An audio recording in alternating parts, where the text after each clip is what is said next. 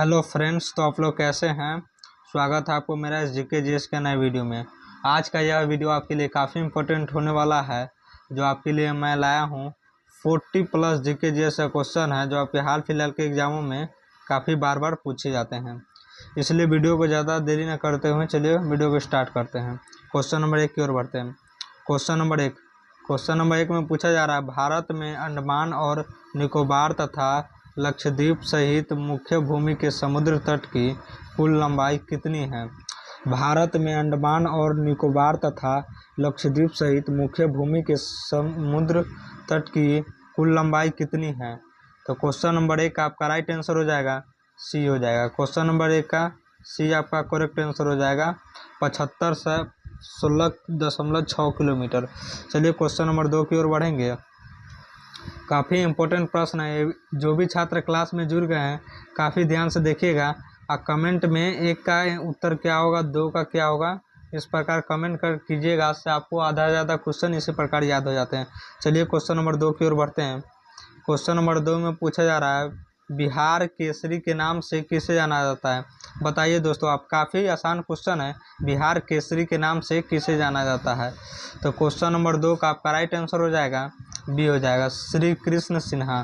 तो question number 2 का B आपका करेक्ट आंसर हो जाएगा, श्री कृष्ण सिन्हा। चलिए श्री कृष्ण सिन्हा के बारे में आपको कुछ नोट्स बताते हैं।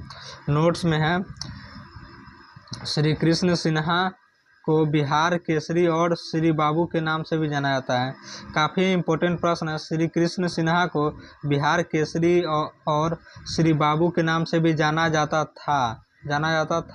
श्री कृष्ण सिन्हा ने 1946 से 1961 तक बिहार के पहले मुख्यमंत्री के रूप में कार्य किए।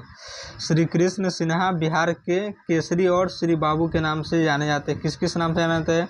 केसरी और बाबू के नाम से जाने जाते हैं। और श्री कृष्ण सिन्हा 1946 से 1961 तक, ये भी पूछ सकता है श्री कृष्ण सिन्हा कब से कब तक मुख्यमंत्री के रूप में कार्य किया। तो 1946 से 1961 तक। काफ़ी इंपॉर्टेंट प्रश्न है, इसलिए ध्यान में रख लीजिएगा। चलिए क्वेश्चन नंबर 3 की ओर बढ़ेंगे।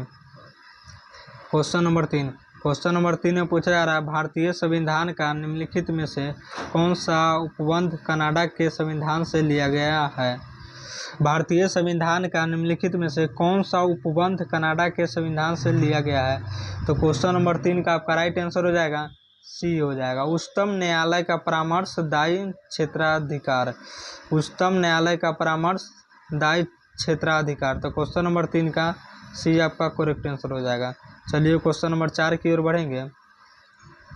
क्वेश्चन नंबर 4 में पूछा जा रहा है, भारत का पहला 24x7 सौर ऊर्जा से संचालित गांव मढेरा किस राज्य में स्थित है।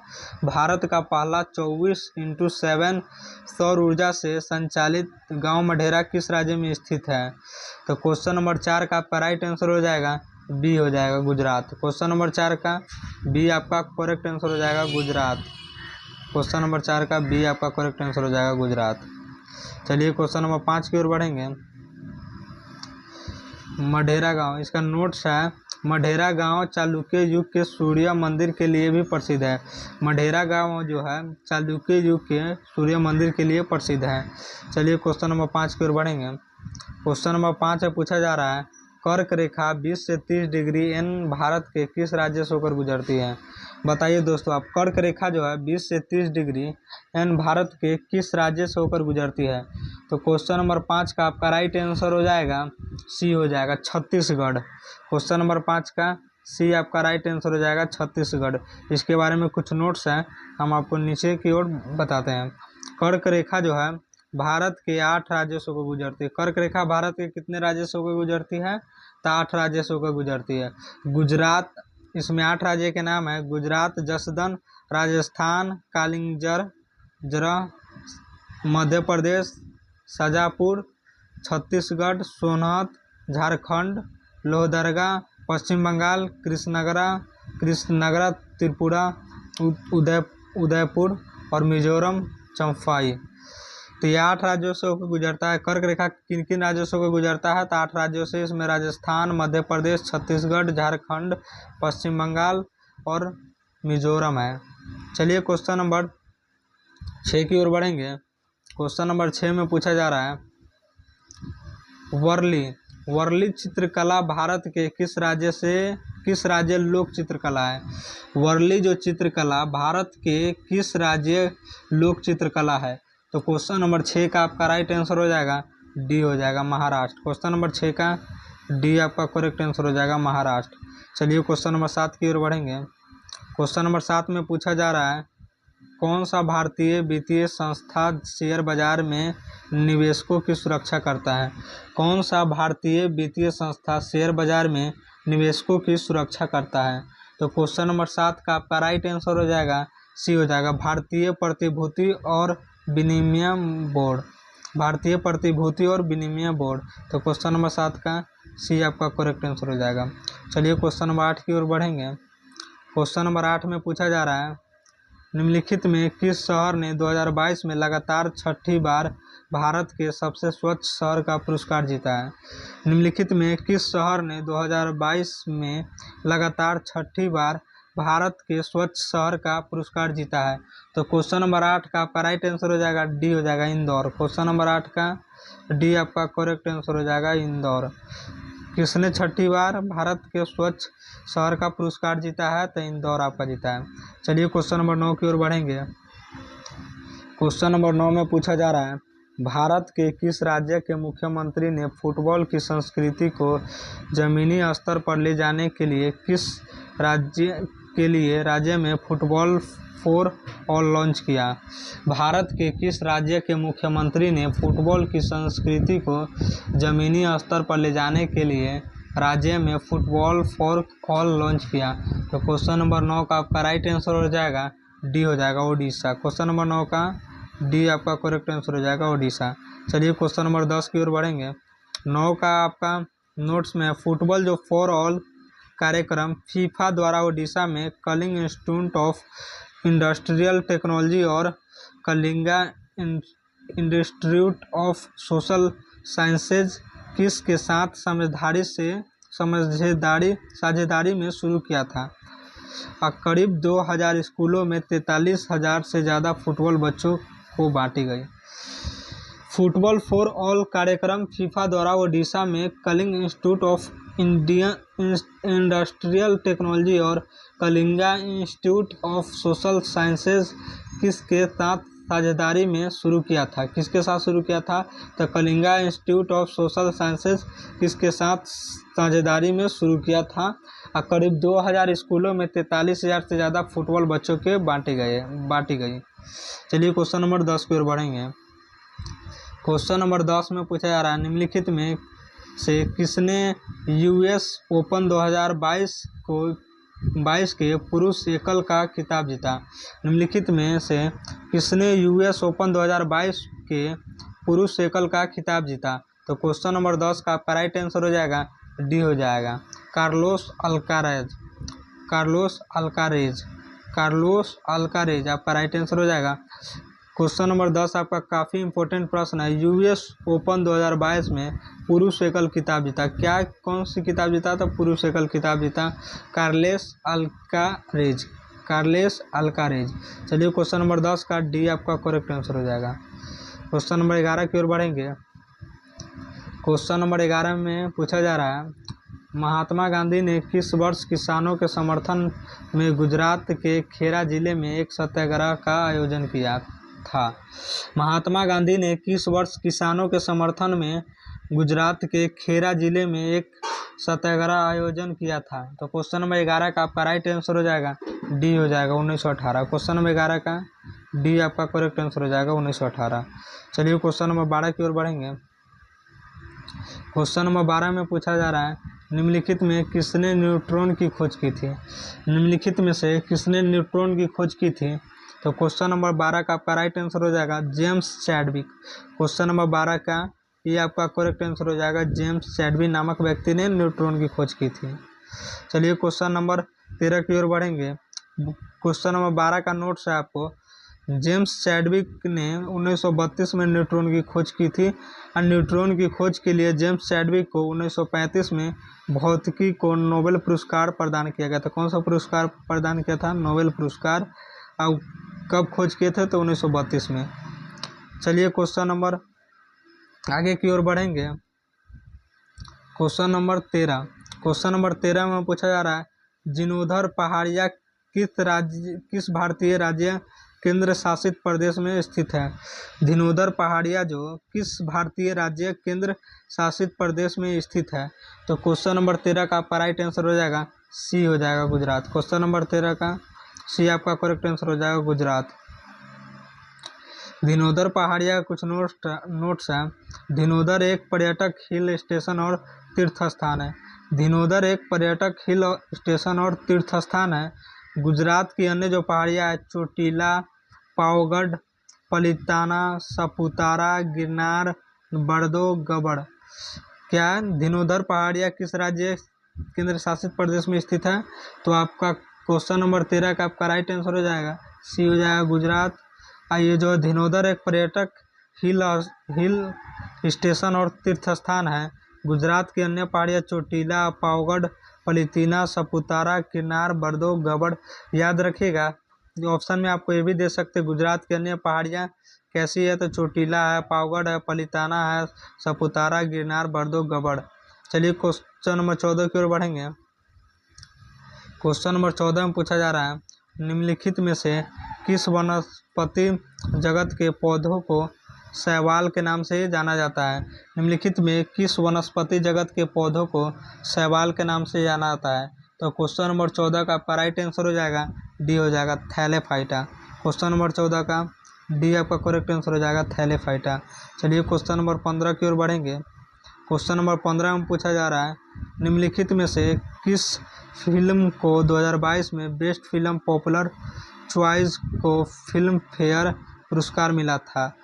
निम्नलिखित में से किस फिल्म को 2022 में बेस्ट फिल्म पॉपुलर चॉइस के फिल्म फेयर पुरस्कार मिला था। तो क्वेश्चन नंबर 15 का आपका राइट आंसर हो जाएगा सी हो जाएगा शेरशाह। क्वेश्चन नंबर 15 का सी आपका करेक्ट आंसर हो जाएगा शेरशाह। चलिए क्वेश्चन नंबर 16 की ओर बढ़ेंगे। क्वेश्चन नंबर 16 में पूछा जा रहा है भारत की पहली महिला मुस्लिम शासक कौन थी। भारत की पहली महिला मुस्लिम शासक कौन थी। तो क्वेश्चन नंबर 16 का आपका राइट आंसर हो जाएगा बी हो जाएगा राजिया सुल्तान। क्वेश्चन नंबर 16 का बी आपका करेक्ट आंसर हो जाएगा राजिया सुल्तान। चलिए क्वेश्चन नंबर 17 की ओर बढ़ेंगे। क्वेश्चन नंबर 17 में पूछा जा रहा है निम्नलिखित में से कौन सा भारतीय संविधान की 7वीं अनुसूची की संघ सूची के अंतर्गत नहीं आता है। तो क्वेश्चन नंबर 17 का आपका राइट आंसर हो जाएगा ए हो जाएगा 17 का ये आपका करेक्ट आंसर हो जाएगा नशीली शराब। क्वेश्चन नंबर 17 का ये करेक्ट आंसर हो जाएगा नशीली शराब। चलिए क्वेश्चन नंबर 18 की ओर बढ़ेंगे। क्वेश्चन नंबर 18 में पूछा जा रहा है भारत में दहेज प्रतिषेध अधिनियम डाउरी प्रोहिबिशन एक्ट किस वर्ष पारित किया गया था। भारत में दहेज प्रतिषेध अधिनियम क्या है डाउरी प्रोहिबिशन एक्ट किस वर्ष पारित किया गया था। तो क्वेश्चन नंबर 18 का आपका राइट आंसर हो जाएगा सी हो जाएगा 1961। क्वेश्चन नंबर 18 का सी आपका करेक्ट आंसर हो जाएगा 1961। चलिए क्वेश्चन नंबर 19 की ओर बढ़ेंगे। क्वेश्चन नंबर 19 में पूछा जा रहा है 2011 की जनगणना के अनुसार 2001 से 2011 तक भारत की जनसंख्या का वार्षिक वृद्धि दर क्या है। तो क्वेश्चन नंबर 19 का आपका राइट आंसर हो जाएगा बी हो जाएगा 1.64%। तो क्वेश्चन नंबर 19 का बी आपका करेक्ट आंसर हो जाएगा 1.64%। चलिए क्वेश्चन नंबर 20 की ओर बढ़ेंगे। क्वेश्चन नंबर 20 में पूछा जा रहा है धुसका किस राज्य का सबसे लोकप्रिय खाद्य पदार्थ है। धुसका किस राज्य का सबसे लोकप्रिय खाद्य पदार्थ है। तो क्वेश्चन नंबर 20 का आपका राइट आंसर हो जाएगा बी हो जाएगा झारखंड। क्वेश्चन नंबर 20 का बी आपका करेक्ट आंसर हो जाएगा झारखंड। चलिए क्वेश्चन नंबर 21 की ओर बढ़ेंगे। क्वेश्चन नंबर 21 में पूछा जा रहा है निम्नलिखित में से ब्रह्मांड के लिए दूसरा शब्द कौन सा है। क्वेश्चन नंबर 21 में पूछा जा रहा है ब्रह्मांड के लिए दूसरा शब्द कौन सा है। तो क्वेश्चन नंबर 21 का आपका राइट आंसर हो जाएगा सी हो जाएगा कॉस्मोस।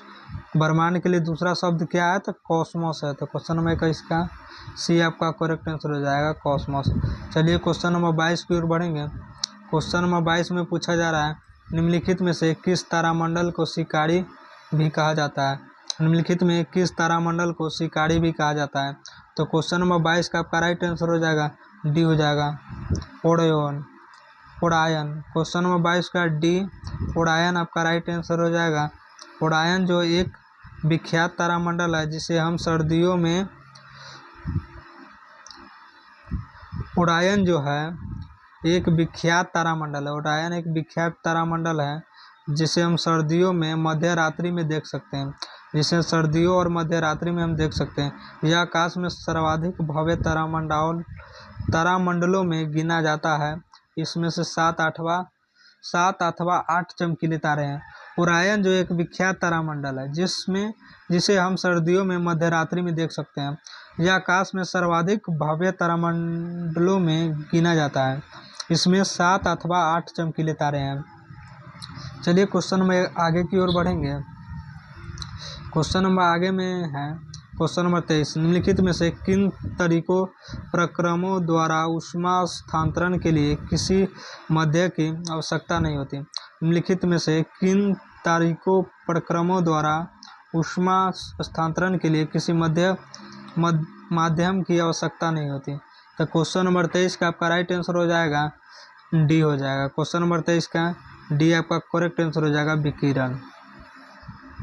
विकिरण का जो नोट है, विकिरण ऊर्जा जो कि स्रोत से आती है। विकिरण ऊर्जा कहाँ से आती है? तो स्रोत से आती है और प्रकाश की गति से अंतरिक्ष में यात्रा करती है। और प्रकाश की गति से अंतरिक्ष में यात्रा करती है। इसमें तरंग जैसे गुण होते हैं। इसमें तरंग जैसे गुण होते हैं। इसे विद्युत चुंबकीय तरंग कहा जाता है। इसे क्या कहा जाता है? विद्युत चुंबकीय तरंग भी कहा जाता है। तो क्वेश्चन नंबर आपका 23 का आपका राइट आंसर हो जाएगा। क्वेश्चन नंबर 23 का आपका डी करेक्ट आंसर हो जाएगा। क्वेश्चन नंबर 23 का डी आपका करेक्ट आंसर हो जाएगा विकिरण। चलिए क्वेश्चन में आगे की ओर बढ़ेंगे। क्वेश्चन नंबर 24 में पूछा जा रहा है निम्नलिखित में से कौन सा एक बहिर्जनिक बल है। निम्नलिखित में से कौन एक बहिर्जनिक बल है। तो क्वेश्चन नंबर 24 का आपका राइट आंसर हो जाएगा बी हो जाएगा पवन। क्वेश्चन नंबर 24 का बी आपका करेक्ट आंसर हो जाएगा पवन। चलिए क्वेश्चन नंबर 25 की ओर बढ़ेंगे। क्वेश्चन नंबर 25 में पूछा जा रहा है निम्नलिखित में से कौन सा पौधों में प्रजनन का लैंगिक रूप नहीं है। निम्नलिखित में से कौन सा पौधों में प्रजनन का लैंगिक रूप नहीं है। तो क्वेश्चन नंबर 25 का आपका राइट आंसर हो जाएगा डी हो जाएगा परागन। क्वेश्चन नंबर 25 का डी आपका करेक्ट आंसर हो जाएगा परागन। चलिए क्वेश्चन नंबर 26 की ओर बढ़ेंगे। क्वेश्चन नंबर 26 में पूछा जा रहा है अहमदाबाद में पहली सूती कपड़ा मिल किस वर्ष शुरू हुई थी। अहमदाबाद में पहली सूती कपड़ा मिल किस वर्ष शुरू हुई थी। तो क्वेश्चन नंबर 26 का आपका राइट आंसर हो जाएगा बी हो जाएगा। क्वेश्चन नंबर 26 का बी आपका करेक्ट आंसर हो जाएगा 1861। चलिए क्वेश्चन नंबर 27 की ओर बढ़ेंगे। क्वेश्चन नंबर 27 में पूछा जा रहा है किन वर्षों के दौरान कुतुबुद्दीन ऐबक ने शासन किया था। किन वर्षों के दौरान कुतुबुद्दीन ऐबक ने शासन किया था। तो क्वेश्चन नंबर 27 का आपका राइट आंसर हो जाएगा ए हो जाएगा 1206 से 1210। क्वेश्चन नंबर 27 का ये आपका करेक्ट आंसर हो जाएगा 1206 से 1210। चलिए क्वेश्चन नंबर 28 की ओर बढ़ेंगे। क्वेश्चन नंबर 28 से पूछा जा रहा है भारत की पहली महिला मुस्लिम शासक कौन थी। काफ़ी इम्पोर्टेंट प्रश्न है। भारत की पहली महिला मुस्लिम शासक कौन थी। तो क्वेश्चन नंबर 28 का बी आपका करेक्ट आंसर हो जाएगा रजिया सुल्तान। चलिए क्वेश्चन नंबर 29 की ओर बढ़ेंगे। क्वेश्चन नंबर 29 से पूछा जा रहा है रजिया सुल्तान को दिल्ली सल्तनत के सिंहासन से किस वर्ष हटाया गया था। रजिया सुल्तान को दिल्ली के जो शासक से किस वर्ष हटाया गया था। तो क्वेश्चन नंबर 29 का आपका राइट आंसर हो जाएगा बी हो जाएगा 1240। क्वेश्चन नंबर 29 का बी आपका करेक्ट आंसर हो जाएगा 1240। चलिए रजिया सुल्तान का कुछ नोट्स आपको बताते हैं। रजिया सुल्तान जो थी एक 1236 से 1240 में दिल्ली सल्तनत की गद्दी पर बैठने वाली पहली मुस्लिम महिला थी। रजिया सुल्तान 1236 से 1240 दिल्ली सल्तनत की गद्दी पर बैठने वाली पहली मुस्लिम महिला थी। रजिया ने मालिक इख्तियार उद अल्तुनिक से शादी की थी। किससे शादी की थी। तो मलिक इख्तियार उद अल्तुनिया से शादी की। 15 अक्टूबर 1240 को कैथल हरियाणा में राजिया की हत्या कर दी गई। कहाँ हत्या कर दी गई? तो 15 अक्टूबर 1240 में को कैथल हरियाणा में राजिया की हत्या कर दी गई। चलिए क्वेश्चन नंबर आगे की ओर बढ़ेंगे। क्वेश्चन नंबर 30 की ओर बढ़ेंगे। क्वेश्चन नंबर 30 में पूछा जा रहा है, निम्नलिखित में से पांड्यों की राजधानी कौन सी थी? निम्नलिखित में से पांड्यों की राजधानी कौन सी थी? तो क्वेश्चन नंबर 30 का आपका राइट आंसर हो जाएगा बी हो जाएगा, मदुरै। पांड्य की राजधानी कौन सी थी? मदुरै। क्वेश्चन नंबर 30 का बी आपका करेक्ट आंसर हो जाएगा, मदुरै। चलिए क्वेश्चन नंबर 31 की ओर बढ़ेंगे। क्वेश्चन नंबर 31 में पूछा जा रहा है, निम्न में से पल्लवों की राजधानी कौन सी थी? काफ़ी इंपॉर्टेंट प्रश्न है, इसलिए जो भी छात्र क्लास में जुड़े हैं तो काफ़ी ध्यान से देखिएगा। काफ़ी इंपॉर्टेंट प्रश्न है जो आपके हाल फिलहाल के एग्जामों में काफ़ी इसमें से बार बार पूछे गए हैं। तो क्वेश्चन नंबर 31 का आपका राइट आंसर हो जाएगा डी हो जाएगा, कंचीपुरम। पल्लवों की राजधानी क्या है? तो कंचीपुरम है। चलिए इसके बारे में कुछ नोट्स आपको बताते हैं। इसमें पल्लव वंश 275 ईस्वी से 897 ईस्वी के संस्थापक सिंह विष्णु थे। पल्लव वंश के संस्थापक कौन थे? 275 ईस्वी से 897 के संस्थापक सिंह विष्णु थे। पल्लव साम्राज्य भारत के दक्षिणी भाग में मुख्य रूप से तमिलनाडु राज्य तक फैला हुआ था। पल्लव साम्राज्य भारत के दक्षिणी भाग में मुख्य रूप से तमिलनाडु राज्य तक फैला हुआ था। महेंद्र वर्मन प्रथम और नरसिंह वर्मन प्रथम पल्लव वंश के सबसे महान शासक थे। चलिए क्वेश्चन नंबर नीचे की ओर बढ़ेंगे। क्वेश्चन नंबर 32 की ओर बढ़ेंगे। क्वेश्चन नंबर 32 में पूछा जा रहा है, निम्नलिखित में से कौन सा त्यौहार एक महान बौद्ध संत जे चोंगखापा के जन्मदिन का प्रतीक है? निम्नलिखित में से कौन सा त्यौहार एक महान बौद्ध संत जे चोंगखापा के जन्मदिन का प्रतीक है? तो क्वेश्चन नंबर 32 का आपका राइट आंसर हो जाएगा डी हो जाएगा। क्वेश्चन नंबर 32 का डी आपका राइट आंसर हो जाएगा, गलदान नामचोट। क्वेश्चन नंबर 32 का डी आपका करेक्ट आंसर हो जाएगा, गलदान नामचोट। चलिए क्वेश्चन नंबर 33 की ओर बढ़ेंगे। क्वेश्चन नंबर 33 से पूछा जा रहा है, निम्नलिखित में से कौन सा एक प्राचीन मार्शल आर्ट है जिसकी उत्पत्ति प्रायद्वीपीय भारत में योद्धाओं के सैन्य प्रशिक्षण के एक भाग के रूप में हुई थी? निम्नलिखित में से कौन सा एक प्राचीन मार्शल आर्ट है जिसकी उत्पत्ति प्रायद्वीपीय भारत में योद्धाओं के सैन्य प्रशिक्षण के एक भाग के रूप में हुई थी? तो क्वेश्चन नंबर 33 का आपका राइट आंसर हो जाएगा सी हो जाएगा। क्वेश्चन नंबर 33 का सी आपका राइट आंसर हो जाएगा, कलरीपयट्टू। कलरीपयट्टू नामक एक मार्शल आर्ट है जिसकी उत्पत्ति भारत के प्रशिक्षण के एक भाग के रूप में हुई थी।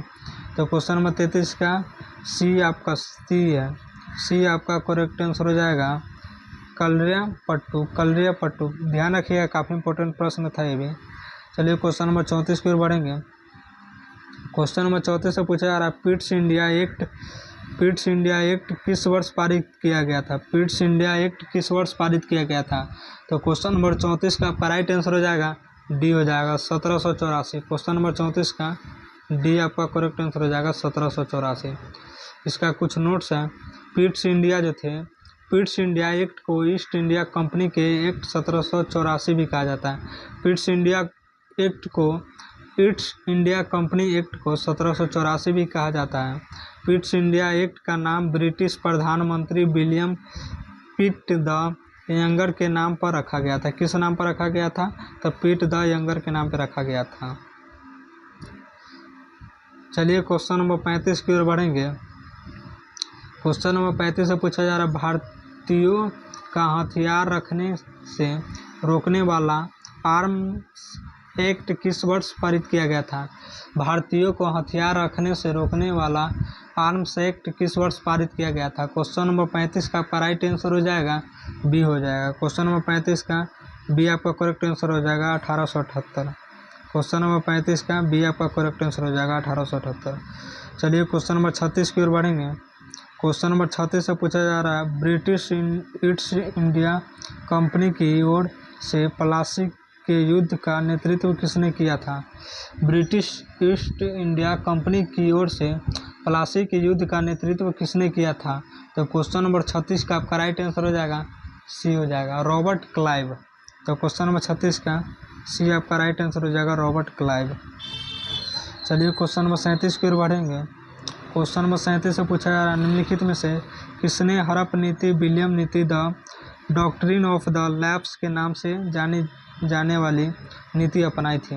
निम्नलिखित में से किसने हड़प नीति, विलियम नीति, द डॉक्ट्रिन ऑफ लैप्स के नाम से जानी जाने वाली नीति अपनाई थी।